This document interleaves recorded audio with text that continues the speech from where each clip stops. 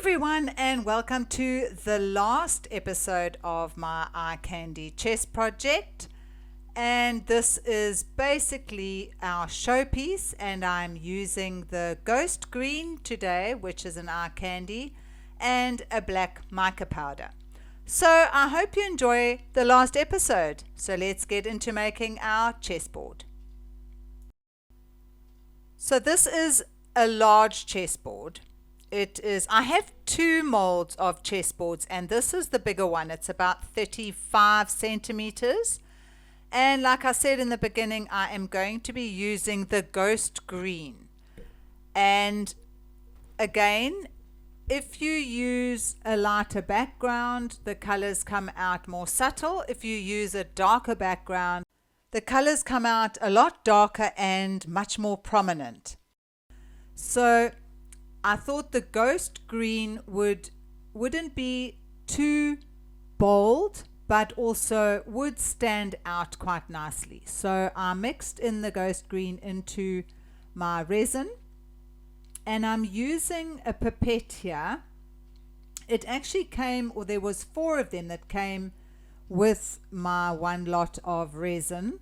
So I thought this would be handy to use, because once before I actually made a chessboard with my resinite. At the time it wasn't resinite, it was my gypsumite, and it actually was terrible. It came out so badly I actually threw it away, because I really battled to get all the little squares in the chessboard to be nice and tidy.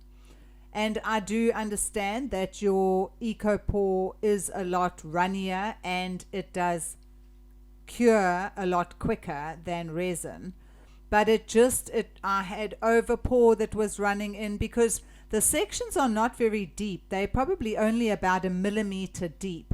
So you have to be quite careful when you are pouring in or putting in the resin, or at that stage was my gypsumite, and it was terrible. It turned out so badly. So this time I decided to use the pipette, and you could see the first one I did in real time, and this took ages to do because I was being really particular about keeping in the lines so that I didn't have any overpour.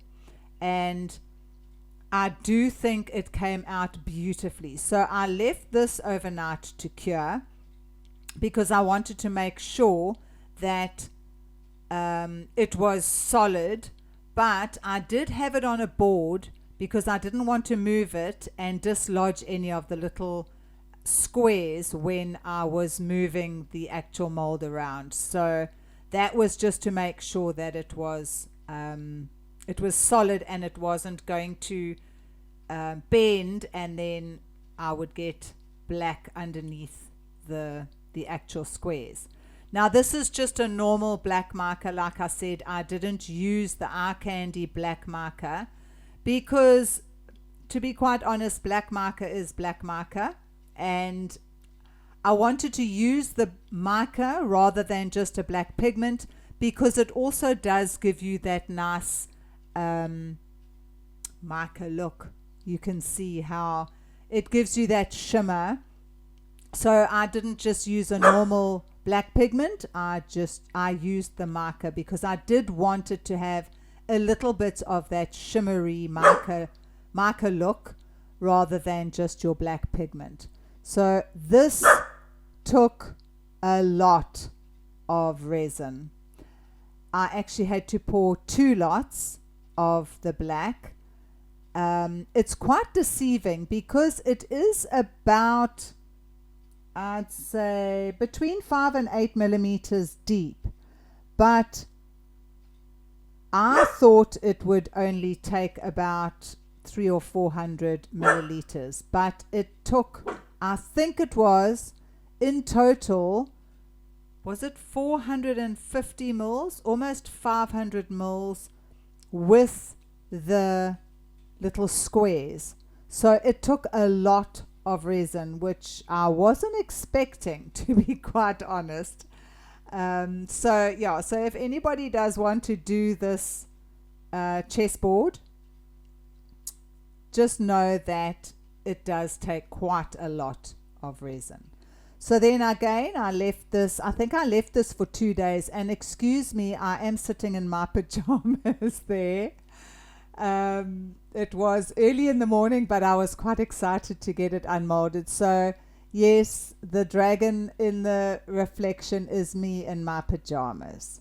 So I was really excited to see what the chessboard looked like, and hoping that it did not have any seepage underneath the little ghost green squares. And there is the chessboard, and I was really happy that I had used the black marker, because you can almost see the marbling of the marker in the black squares, and the ghost green came out really nicely, and I had no seepage. I did show there I had one or two little air bubbles, but I wasn't worried about that. I think it came out beautifully. I really was happy with how this chessboard came out. So here I am just popping on all my chess pieces. The pinks and the yellows, golds and the orange. I really think I'm happy with my eye candy pigments. I really do think that they are worth their money. They are pretty and striking. They really are striking. There's one or two that are not my favorite, and I have mentioned that when I was pouring the actual chess pieces, but overall I really love these eye candy pigments. And I think the colors I chose, I don't think anyone will be confused as to whose set is whose. The only one that could be a little bit confusing is the haiku, I think, because it's a little bit purpler than the actual pinks are, but I think it came out absolutely gorgeous. I love my chess set, and I think I will be giving it to somebody in our family, maybe for his birthday. So guys, I am finished now with this eye candy chess project. I hope you have enjoyed following with me through all 9 of the episodes, and if you have, thank you for watching, and thank you for liking and commenting. It really does make my day when I see the comments from you guys. I appreciate all my subscribers. If you would like to subscribe, that would be great.